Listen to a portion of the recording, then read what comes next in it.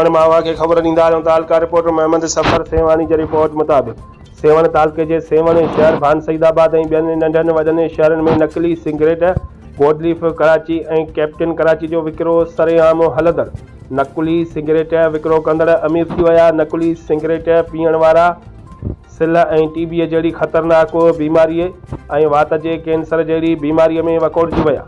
Seven भान सईदाबाद शहर में 2 नंबर सामान खपाइण वारा ऐं Z21 ज़हरीली सोपारियूं खपाइण वारा वॾियुनि गाॾियुनि ऐं बंगलनि जा मालिक बणिजी विया।